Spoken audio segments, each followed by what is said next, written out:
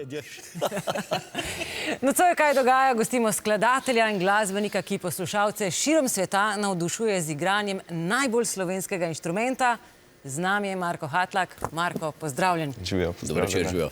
Poznamo te kot odličnega harmonikaša, ampak na harmoniko pa igraš vse drugo, kot se pričakuje od nje.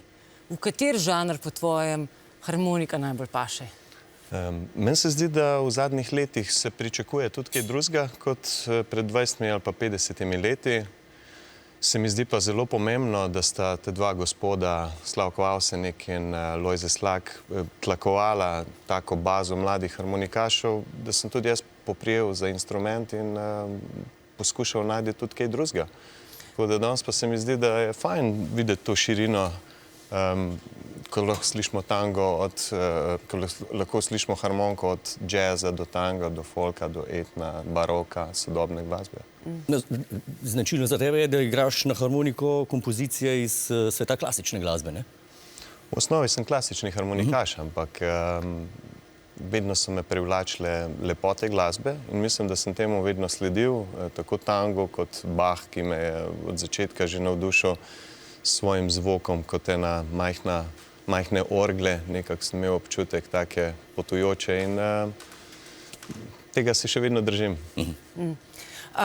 Kot solist in kot del zasedbe Terafolk si gostoval praktično po celem svetu. Kje poleg v Slovenije se občinstvo najbolj razveseli harmonike in glasbe, ki prihaja iz nje?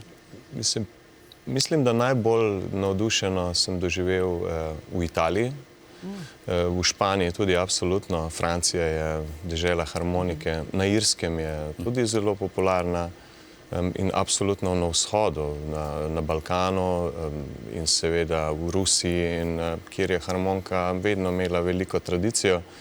Tako da, ker pa harmonika ni enotna, tako kot violina, veste, violina je povsod na svetu enaka, harmonike so pa različne, se pravi, imamo ti različne klube različnih glasb, eno je alpska, eno je končetina, eno je akordeon, tako da je različno.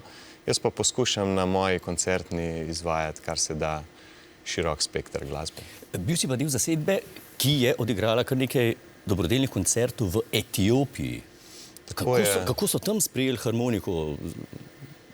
Zelo veselo, v Etiopiji je divjala strašna vojna in smo šli prav na ta območja zdraviti travme teh ljudi, ampak ker so Afričani naravno zelo muzikalni, je neverjetno, ko zaigraš nekaj veselega, kaj to pri njih naredi, kako spodbudi ples in tudi jokajo od veselja. In smo imeli 4 koncerte po provinci Tigraj in sem doživel enega največjih šokov v življenju, ko vidim, kako malo rabijo za srečo oziroma kako veliko mi rabimo za srečo in da mogoče lahko zmanjšamo malo te želje in smo bolj zadovoljni z okoljem, z državico, z načinom življenja, ki ga imamo tle v Sloveniji, ki mislim, da je en najboljših na svetu.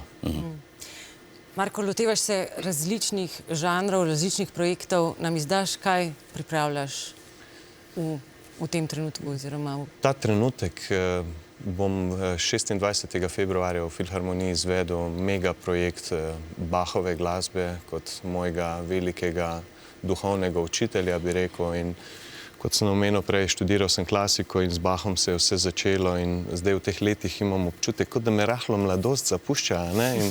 In se mi zdi, da bom zdaj s tem Bachom mogoče še malo bolj postal zrel in bo res mega projekt z Bernardo Fink, Niko Gorič, Eva Nina Kozmos, Glasbena matica zbor, Aleksandra Pavlović in bomo izvajali dela iz Matejevega Pasiona, korale, iz kantat, pa tudi dvojni klavirski koncert.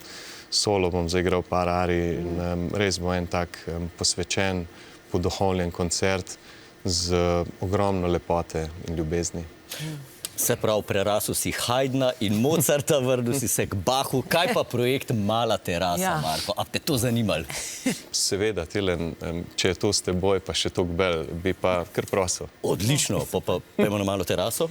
Marko, hvala lepa. Hvala lepa. Hvala vam. Pa veliko sreče v tvojih projektih. Hvala lepa.